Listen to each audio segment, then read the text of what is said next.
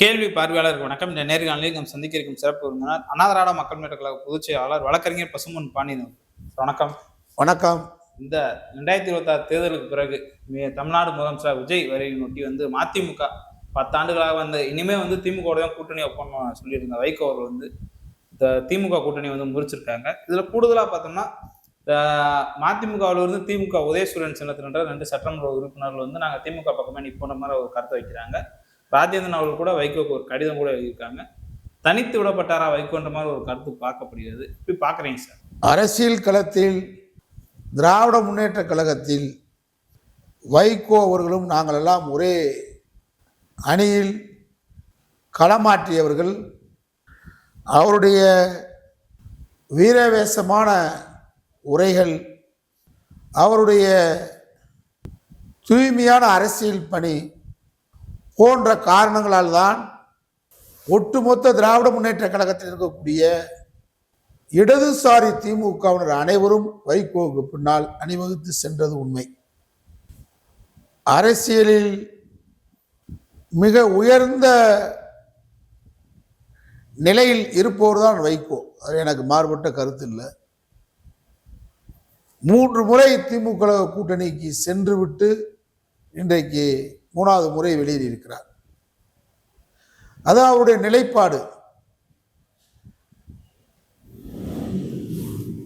அவர் பணம் பெற்றார், பதவி ஆசை, இது ரெண்டில் நான் அவருடைய விஷயத்தில் மாறுபடுவேன். ஏன்னு கேட்டா, தூத்துக்குடி ஸ்டெர்லைட் ஆலை அதிபர்கள் எல்லாம் பல முறை அவரை முயற்சி செய்து பார்க்க வந்த நேரத்திலே மறுத்தவர். வாஜ்பாய் காலத்திலும் விபி சிங் காலத்திலும் அவருக்கு ஒன்றிய அமைச்சர் பதவி வரும்போது மறுத்தவர். ஆனா இதுலெல்லாம் எனக்கு அவர் மேல இருக்கக்கூடிய அதீத மரியாதையில் ஒன்று. ஆனால் 2026 சட்டப்பேரவை தேர்தலில் அறிவாலயத்துக்கு முதலாக சென்று 4 இடங்களில் முதலில் கையெழுத்திட்டு வெளியே வந்தவர் தான் வைகோ. முன்னாடி மாதிரி உலகம் இல்லை அப்படின்றது அரசியல் கட்சிகள், அரசியல் கட்சி தலைவர்கள் நான் கூட உணர்ந்து பேசணும். அப்பதான் எதிர்கால அரசியல்ல நம்ம நிற்க முடியும் மக்கள்கிட்ட. விசிகா, இடதுசாரிகள், காங்கிரஸ் போன்றவை பேச்சுவார்த்தையை உடன்படாமல் திமுகவோடு தள்ளி போய் கொண்டிருந்த காலகட்டத்தில் முதல் ஆளாக அறிவாலயத்துக்கு சென்று 4 சீட்டு கையெழுத்து போட்டு வந்தார். அப்பொழுது அவர்கள் அவமரியாதையா நடத்தினார் என்று இப்ப 2026 ஜோசப் விஜய் ஜெயிச்சதுக்கு பின்னாடி சொல்றார். தளபதி ஸ்டாலின் அவர்களுடைய ஆட்சி சிறப்பான ஆட்சி, அவரை மீண்டும் திராவிட மாடல் ஆட்சி தொடர்வதற்கு நான் கலைஞரிடம் கொடுத்த வாக்குமூலத்தின் அடிப்படையில் அவருக்கு உறுதுணையாக இருந்தபோது தளபதி ஸ்டாலினுக்கு உறுதுணையாக இருப்பேன் என்று 2026 சட்டப்பேரவை தேர்தலில் தமிழ்நாடு முழுவதும் திமுகவுக்கு ஆதரவாக பிரச்சாரம் பண்ணவர். தேர்தல் அறிவிப்புக்கு ரிசல்ட் வரதுக்கு 2 நாளைக்கு முன்னாடி இளைஞர்களில் ஒரு பெரிய மாற்றம் ஏற்படுகிறது சொல்றார். இந்த மாற்றத்தை உணர்ந்தவர் திமுக சுயமரியாதையை நம்மை இழக்க வைத்திருக்கிறது என்று கருதுபவர் அப்பொழுதே திமுக கூட்டிலிருந்து வெளியேறி மக்களுக்கு உண்மையை சொல்லியிருக்க வேண்டும், தொண்டர்களுக்கு உண்மையை சொல்லியிருக்க வேண்டும். திமுக நடத்தின விதத்தை தொண்டர்கள், மதிமுக, விசிகா, காங்கிரஸ், பொதுவுடைமை இயக்க தொண்டர்கள் இந்த இழுபறி ஆகும் போது தொண்டர்கள்ட்ட மனசு விட்டு போச்சுன்றது திமுக தலைமை உணரணும். நீங்க பேச்சுவார்த்தைக்கு கூப்பிடுறது, 2 சீட்டு தான்ன்றது, எங்க சின்னத்துல நில்லுங்கன்னு சொல்றது, இதெல்லாம் கீழே வரைக்கும் வந்துருச்சு. அறிவாலயத்துக்கு அப்பாற்பட்டு பெரிய பெரிய ஸ்டார் ஹோட்டல்களில் பெரிய பெரிய சொகுசு பங்களாக்களில் தான் பேச்சுவார்த்தை நடத்துனீங்க. திமுகவும் பேச்சுவார்த்தை நடத்தி அறிவாலயத்தில் சும்மா துரைமுருகன், RS பாரதி, TKS இளங்கோவனை, கனிமொழி இவங்களாம் பக்கத்தில் நிற்க வச்சுக்கு ஒப்பந்தத்தை கையெழுத்து மட்டும் தான் அவங்களுக்கு தெரியும். பேச்சுவார்த்தையை பூரா நீங்க யாரோ நடத்தினாங்க. அது திமுக செய்த தவறு. அறிவாலயத்தில் யாரும் அறிவாலயத்தில் உட்காந்து பேசி முடிக்கல, திரைமறைவா வெளியே உட்காந்து பேசினாங்க திமுக. அதுல தேசிய முற்போக்கு திராவிட கழகத்தோட அவங்க நடத்தின விதம் பேச்சு நடத்தின விதம் மோசடியா இருந்தது. 10 ஆண்டுகள் தொடர்ந்து கூட்டணியில் இருந்த இந்த அணிகளை பூராத்தி அவங்க புறக்கணிச்சுட்டு அவங்களுக்கு தனியா புதிய அணி வர்றாங்க. கருணாசனம் ஒரு புதிய அணியா? இந்த அணி பெரிய பலமான அணியா? எல்லாத்தையும் இவங்கெல்லாம் மறைச்சு வச்சுக்கிட்டு இந்த கூட்டணிக்கு வர்றவங்களை பத்தி இந்த கூட்டணியில் 10 ஆண்டு காலம் தொடர்ந்து இவங்கிட்ட சொல்லாம இவங்களுக்கு சீட்டை கொடுத்து புதிய அணி கொடுக்கணும், பெரிய அணியை உருவாக்குறோம், பெரிய அணியை உருவாக்கணும், பிணியை உருவாக்கிருச்சு திமுக. இதனால என்ன ஆயிடுச்சுன்னு கேட்டா, பத்திரிகையில ஊடகங்களுக்கு செய்தி வர வர வர அதான் நான் சொன்னேன், தொண்டர்களுக்கு இணக்கம் ஏற்படவில்லை. தலைவர்கள் எப்படியாவது இந்த கூட்டணியில தொடரணும்னு தலைவர்கள் விரும்பினாங்க. ஆனா தொண்டர்கள்ட்ட அந்த இழுத்தடிச்சது இந்த முறை 2024 திமுக தலைமை இழுத்தெடுத்த முறை. அதை விட கடைசியா 10 சீட்டும் ராஜ்யசபையும் கருணாஸ் போன்றவர்களுக்கு, இடதுசாரி சிந்தனை இல்லாத கருணாஸ் போன்றவர்களுக்கு கடைசி நேரத்தில் சீட்டு கொடுத்ததையும் நாட்டு மக்களும் விரும்பவில்லை, தொண்டர்களும் விரும்பவில்லை, திமுக தொண்டர்களை விரும்பவில்லை. இது யதார்த்த உண்மை. இந்த உண்மையை நான் ஒரு ஆள் தான் சொல்றேன். ஆனா 2026 இப்படி நிலைமை ஏற்பட்ட உடனேயே வெற்றி ஜோசப் விஜய் பெற்றுவிட்டார், இழுபறியா இருக்கு மெஜாரிட்டிக்குன்னு சொன்ன உடனேயே இந்த திமுக கூட்டணியில் வெற்றி பெற்ற தலைவர்கள் எல்லாம் அவசரமாக விஜயை ஆதரித்திருக்க வேண்டியது இல்லை என்பதுதான் நாட்டு மக்களின் கருத்து, என்னை போன்றவர்களின் கருத்து. ஆனா அதுக்கு ஒரு உண்மை, கொள்கை கூட்டணின்னு சொன்னீங்க. 10 ஆண்டு காலமாக வைகோ உட்பட, நம்முடைய எழுச்சி தமிழர் திருமாவளவன் உட்பட, காங்கிரஸ் தலைவர் ராகுல் காந்தி உட்பட பொதுவுடைமை இயக்கவாதிகள் திமுக மாதிரி ஒரு கொள்கை கூட்டணி அமையாது, கொள்கை கூட்டணி திமுக கூட்டணின்னு சொன்னீங்க. விஜயை நீங்கள் ஏன் ஆதரிக்கிறோம், திமுகவிடமிருந்து ஏன் நாங்கள் விலகுகிறோம் அப்படின்றத நாட்டு மக்களுக்கு இன்னைக்கு வரைக்கும் விஜய் ஆதரிக்கக்கூடிய விசிகாவா இருந்தாலும், நம்முடைய மதிமுகவா இருந்தாலும், பொதுவுடைமை இயக்கமா இருந்தாலும், இந்திய யூனியன் முஸ்லீம் லீக்கா இருந்தாலும், காங்கிரஸா இருந்தாலும் உண்மையை சொல்லணும். இதுல மோசடியா வந்தது யாருன்னு கேட்டா காங்கிரஸ். அவங்க தடவை திமுக கூட்டணியில இருந்துட்டு திமுகவை கழுத்தறுக்க வேண்டும் என்றதுக்காக கூட்டணியில் சேர்ந்து மோசடியாக ராஜ்யசபா சீட்டு வாங்கிட்டு அவங்க வெற்றி பெற்ற விஜய் வெற்றின் செய்தி வரும்போதே போயிட்டாங்க. மிகப்பெரிய துரோகம் காங்கிரஸ். ரெண்டாவது மோசடி, திமுக மோசடி பண்ணிட்டாங்கன்னு தான் சொல்லுவேன். திமுக இந்த கூட்டணி கட்சி எல்லாம் மோசடி பண்ணி வைகோவோட சுதீஷ் ஒன்றும் பெரிய நாடாளுமன்றத்தில் சிறந்த சொற்பொழிவாளர் இல்லை. அதை விட கூட்டணி கட்சியில பொதுவுடைமை இயக்கத்தில் எத்தனை தியாகிகள் இருக்காங்க, கொடுத்துருக்கலாம், ஒரு வாய்ப்பு கொடுக்கலாம், நம்மளோட தொடர்ந்து இருக்கிறாங்க. ஆனா இவங்க இவங்களுக்கெல்லாம் மோசடி பண்ணிட்டு தேமுதிகவுக்கு ஒரு ராஜ்யசபை கொடுத்ததும் 10 சீட்டு கொடுத்ததும் இந்த கட்சியில மோசடி பண்ணிடுச்சு திமுக, அப்படிதான் எடுத்துக்கிறோம். ஆனா காங்கிரஸ் வெற்றி பெற்ற உடனேயே சீட்டை பண்ணிடுச்சு திமுகவை, அவங்க போயிட்டாங்க. ஆனா அவங்க போனதுக்கு காரணம் என்ன சொல்றாங்க, நாங்க மதச்சார்பற்ற கூட்டணி விஜய் ஏற்படுத்துவார் அப்படின்னு போனோன்றாங்க. அப்ப திமுக மதச்சார்பற்ற அணிக்கு வேலை செய்யலையா? இந்தியாவிலே திமுக மாதிரி, இன்னும் சொல்ல வேண்டுமென்றால் தளபதி ஸ்டாலின் மாதிரி பாஜகவை எதிர்த்த முதலமைச்சர் நம்பர் 1 யாருன்னு கேட்டா தளபதி ஸ்டாலின், நம்பர் 1 இயக்குதுன்னு கேட்டா திமுக தான். கடைசியா தேர்தல் பிரச்சாரத்தில் இருக்கும்போது கூட தொகுதி மறைவரை சட்டம் நாடாளுமன்றத்தில் அந்த அறிமுகப்படுத்தப்பட்ட போது அவருடைய நகலை கருப்பு சட்டை போட்டு ஒரு முதலமைச்சர் ஒன்றிய அரசுக்கு எதிராக தீ வைத்து கொளுத்தினார் என்று சொன்னார். அந்த ஆளுமை, அந்த துணிவு இந்தியாவிலே ஒரு முதலமைச்சருக்கு இருந்தால் அது ஸ்டாலினுக்கு தான். அந்த இயக்கம் திமுக தான். இதை விட விஜய் மதச்சார்பற்ற அணிக்கு கட்டியும் கட்டுவாரா? கடந்த கால அரசியல்ல மதச்சார்பற்ற கொள்கைக்கு உறுதுணையா இருந்தவரா? ஆகவே காங்கிரஸ் அந்த காரணத்தை சொல்றதை ஏற்றுக்கொள்ள முடியாது. திமுகவை வேரோடு வேரடி மண்ணோடும் வீழ்த்த வேண்டும் என்ற நயவஞ்ச எண்ணத்தோடு காங்கிரஸ் திமுகவை பயன்படுத்தி, திமுக பிரச்சாரத்தை பயன்படுத்தி, திமுக கிட்ட காசு வாங்கிட்டு, திமுக ராஜ்யசபை சீட்டு வாங்கிட்டு கழுத்தறுத்தாங்க. மோசடி, திமுக மோசடி பண்ணிட்டு போயிட்டாங்க. அடுத்து விடுதலை சிறுத்தைகள். விடுதலை சிறுத்தைகளை பொறுத்தவரை நம்முடைய எழுச்சி தமிழர் திருமாவளவன் சொல்லுகிறார், தொண்டர்களின் விருப்பம். அவர் இன்றைக்கு வரைக்கும் கூட தெளிவா சொல்றாரு, எனக்கு அதுல விருப்பம் இல்லை. நான் விஜய சொன்ன கருத்தில் கூட இன்னும் நான் மாறுபடவில்லை. RSS பெற்ற கள்ள குழந்தை என்ற கருத்தில் கூட எனக்கு இன்னும் சந்தேகம் இருக்கிறது.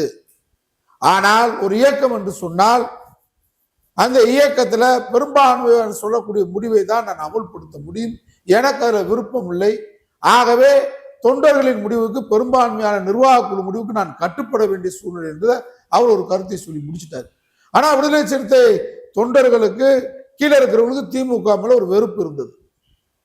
ஏன்னா அவங்களுக்கு தமிழ்நாடு முழுவதும் அவங்களுக்கு ஒரு அமைப்பு இருக்கு. அந்த அமைப்பின் கீழே திமுகவுக்கு தேர்தல் வேலை கடந்த 10 ஆண்டுகளாக சனாதன எதிர்ப்பிலும் முதன்மையான இடத்தில் விடுதலை சிறுத்தைகள் இருந்துச்சு. கூட்டணியில பொதுவுடைமை இயக்கம் போன்று விடுதலை சிறுத்தைகள் வலுவாக திருமாவுடைய உரைகள், நாடாளுமன்ற உரை, நாடு முழுவதும் அவருடைய ஒரு சனாதன எதிர்ப்பு, அதனுடைய விடுதலை சிறுத்தைகளுடைய தோளுடைய பங்களிப்பு, இதெல்லாம் கொள்கை ரீதியாக சனாதன எதிர்ப்பில் திமுகவுக்கு ஆதரவாக இருந்தார்கள். உரிய அங்கீகாரத்தை, உரிய மதிப்பை நமக்கு தரவில்லை என்ற கோபம் விடுதலை சிறுத்தையுடைய நிர்வாகிகளுக்கு, தொண்டர்களுக்கு இருந்தது கண்கூடான உண்மை. அதுதான் அவர் சொன்னார். தேர்தல் முடிந்த உடனே தேர்தல் ரிசல்ட்டுக்கு முதலே சொல்லிட்டாரு, விடுதலை சிறுத்தைகள் தோழர்கள் சரியாக திமுக தோழமை கட்சிகளுக்கு வேலை பார்க்கவில்லை என்பதை நான் வார்த்தத்துடன் ஒப்புக்கொள்கிறேன். திரும்ப சொன்ன இதான் உண்மையான காரணம். அவர் திமுக இன்னொன்னு கூட அழகா சொல்றாரு, நான் தளபதி ஸ்டாலினை பார்த்தேன், தனியா பேசுறேன்னு கூப்பிட்டேன், தம்பி உதயநிதியை நான் கூப்பிட்டேன், அவங்க கூட நான் இந்த மாதிரி தொண்டர்களுடைய முடிவு இருக்கு போகலாமான்னு கூட கேட்டேன், போக வேண்டாம் போ அப்படின்னு சொல்லல. ஆனால் தளபதி ஸ்டாலின் நம்முடைய திருமாவளவன் அவர்களை கூப்பிட்டு போக வேண்டாம் சொல்லியிருந்தா கூட அவர் நிச்சயமாக விடுதலை சிறுத்தைகள் தொண்டர்களை, நிர்வாகிகளை சமாதானப்படுத்தி போகாமல் இருக்கக்கூடியவர் தான். இதான் என்னுடைய விடுதலை சிறுத்தைகளுடைய நிலைப்பாடு. மதிமுகவை பொறுத்தளவில் அவர் விருப்பப்பட்டு தான் 4 சீட்டுக்கு முதலாக ஒத்துக்கொண்டாரு. பார்த்தோம், தொடர்ந்து பிரச்சாரம் பண்ணாரு. வைகோ அவர் வீட்டுக்கு வந்தாரு, வைகோ வீட்டுக்கு விஜய் வந்தாரு. வந்ததுக்கு பின்னாடி அங்க நடந்துகிட்ட முறைகளே பத்திரிகையில, தொலைக்காட்சியில பார்த்தோம். அங்க இருக்கக்கூடிய அவங்களுடைய வீட்டில் இருக்கக்கூடிய பணியாளர்கள்லாம் மிஸ்லுக்கு தான் ஓட்டு போட்டான்னு அவர் சொன்னதெல்லாம் தோழமை கட்சிகளுக்கு அர்த்தமாகாது. அதை விட தொடர்ந்து நாங்க இப்ப கூட்டணியில இல்லை, நாங்க விலகுறோம் சொல்றதுக்கு என்ன காரணம்? கொள்கை கூட்டணின்னு சொன்னீங்க. அதிமுகவும் திமுகவும் சேர்றதுக்காக, கூட்டணி சேர்றதுக்காக பேரம் பேசியதாக செய்தி எனக்கு வருகிறது. அது உண்மை என்றால் நான் ஏற்றுக்கொள்ள முடியலன்றாரு. ஏன் அதிமுக தீண்டத்தகாத கட்சியா? பிஜேபி கூட கூட்டணியில் இருந்துச்சு. பிஜேபி கூட்டணியிலிருந்து வெளியே வந்தா யாரோடையும் சேரலாம்ல? அதான கடந்த கால நிலைப்பாடு. பொதுவுடைமை இயக்கங்கள் அதிமுக பிஜேபியுடன் இருக்கும்போது சேரவில்லை, திமுக பிஜேபியுடன் இருந்துச்சு, அப்ப சேரல. அப்ப அதிமுக கூட பிஜேபி கூட்டணி வெளியேறும்போது பொதுவுடைமை இயக்கம், விசிகா, மதிமுக கூட்டணியில் சேரலையா? திமுக பிஜேபி இருக்கும்போது சேர மறுத்து விட்டார்கள். ஏன் திராவிட கழகம் நம்முடைய ஆசிரியர் வீரமணியே ஆதரவு கொடுக்கல திமுகவுக்கு பிஜேபி இருக்கும்போது? எப்படி கொடுக்க முடியும்? திமுக கூட்டணி பிஜேபி விளையாடுறதுக்கு முன்னாடி அந்த கூட்டணி நம்ம இல்லையா? இந்த நிலைப்பாடு, உண்மையான நிலைப்பாடு வைகோ சொல்லணும். 2 எம்எல்ஏக்களை ராஜினாமா பண்ண சொன்னாரு. அவங்க நாங்க ராஜினாமா பண்ண மாட்டோம்னு சொல்லிட்டாங்க. அதே அவருக்கு பின்னடைவு தானே.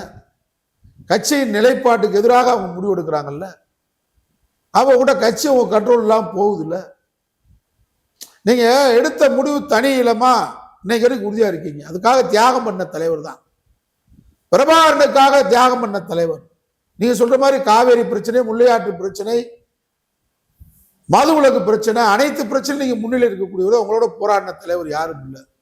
எதற்காக மதிமுக உருவாச்சு?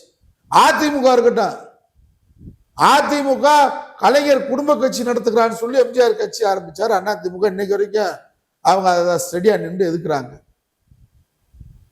ஆனா நீங்க மதிமுக எதுக்கு தொடங்கினீங்க?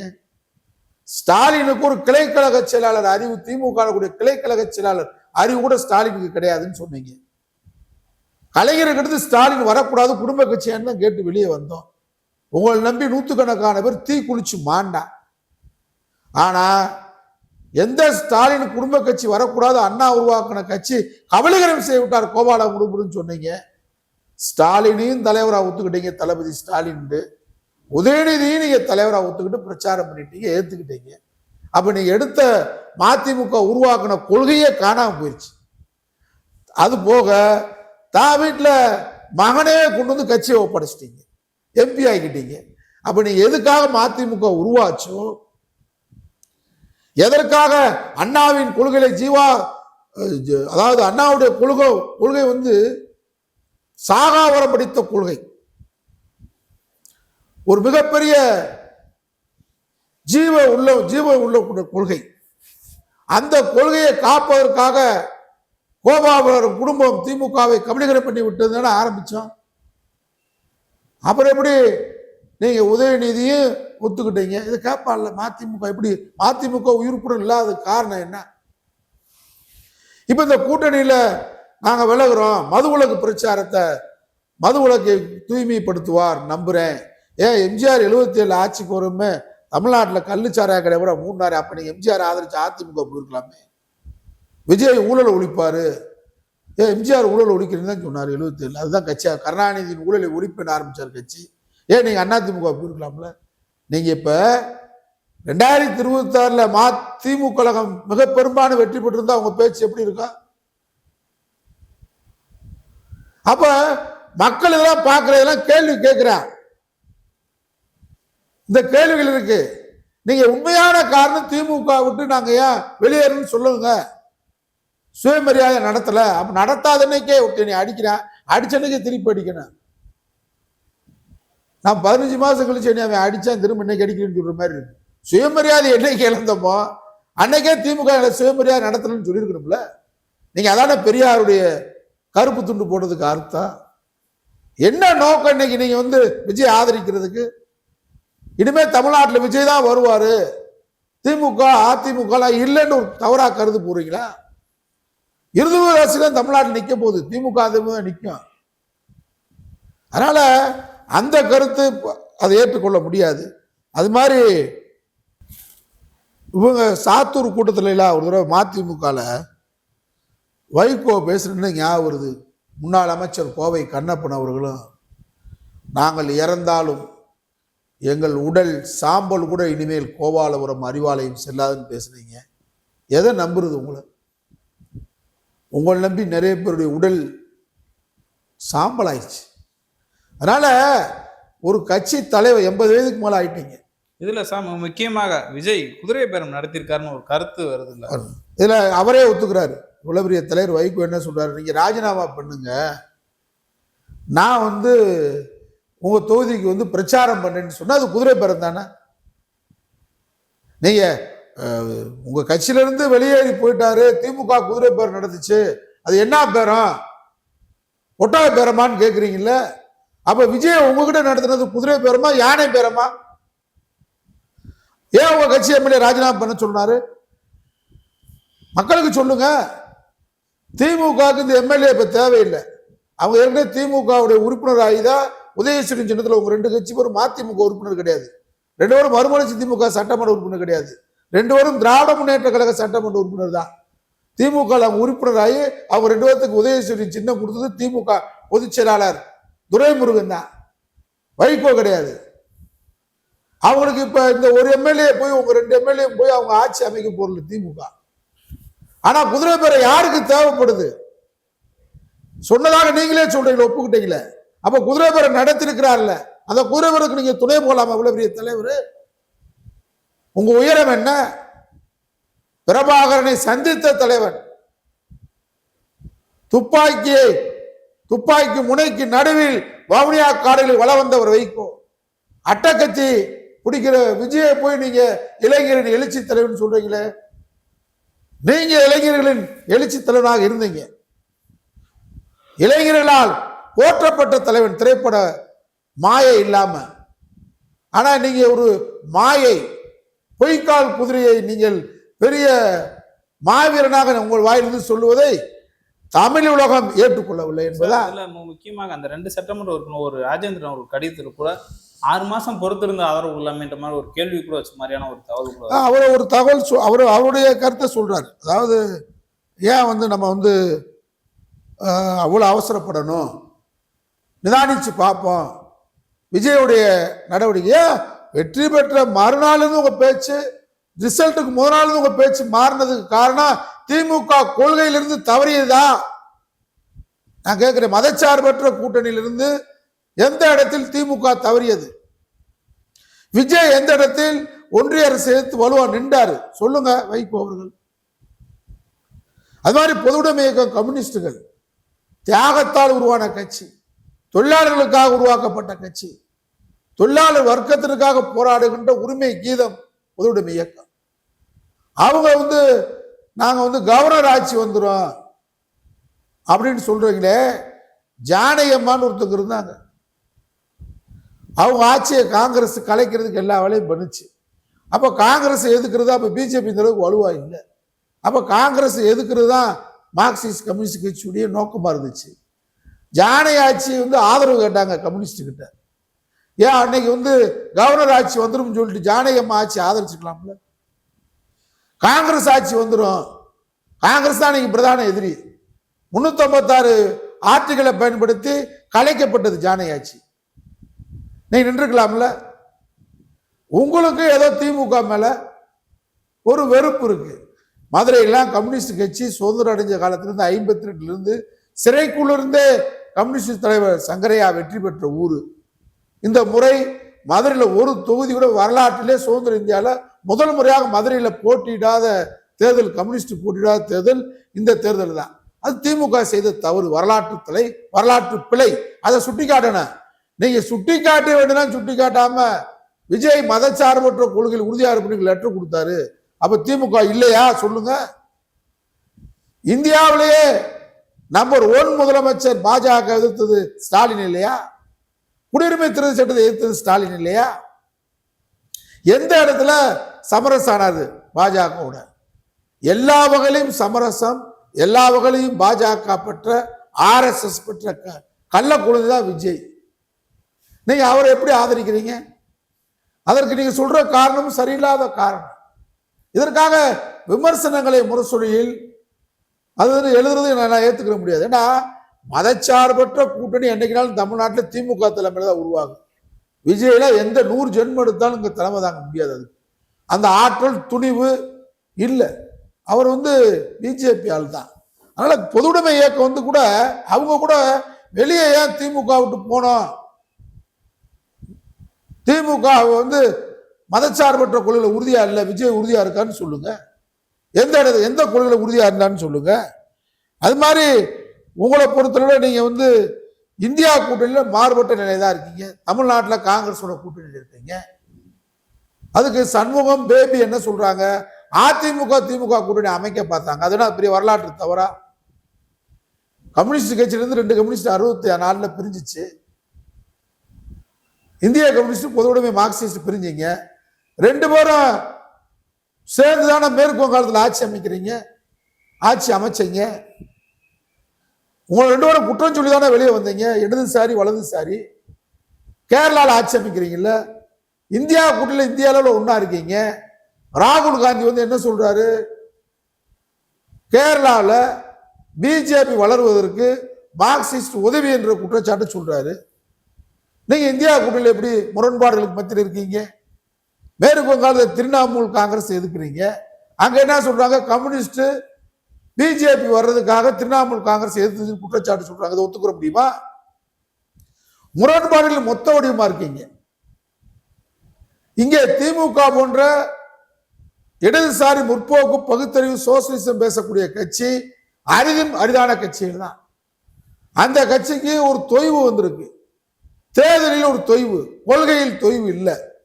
அப்ப தேர்தல் தொய்வை பார்த்து, இந்த ஒரு தேர்தல் தொய்வை பார்த்து எங்கோ இருந்த ஒரு நடிகரை, அரசியல் களம் தெரியாதவரை, கொள்கை இல்லாதவரை, லட்சியம் இல்லாதவரை பொதுவுடைமை இயக்கம் கவர்னர் ஆட்சி வந்துடும் அதுக்காக நாங்கள் ஆதரிக்கணும்னு சொல்ற காரணம் சொதப்பல் காரணமாக தான் நாங்கள் கருதுவோம். விபி சிங் அவர்கள் பிரதமராக இருக்கும்போது பிஜேபி விபி சிங் அரசை ஆதரிச்சிச்சு, அப்ப திமுக ஆதரிச்சிச்சு, கம்யூனிஸ்ட் கட்சி ஆதரிச்சிங்கல்ல, எல்லாம் ஆதரவு நிலைமையில ஒன்னா இருந்தீங்கல்ல. பிஜேபி நீங்க ஒண்ணுமே இல்லையா? பிஜேபி எதிர்க்கப்பட வேண்டிய சக்தி, ஒழிக்கப்பட வேண்டிய சக்தி. ஒரு சிறு துரும்பையாவது பிஜேபி எதிர்த்து விஜய் தூக்கி போட்டிருப்பாரா? இந்த தேர்தலில் டெல்லி வெர்சஸ் தமிழ்நாடு போராடினவர் திமுகவா வேற யார்? விஜயா?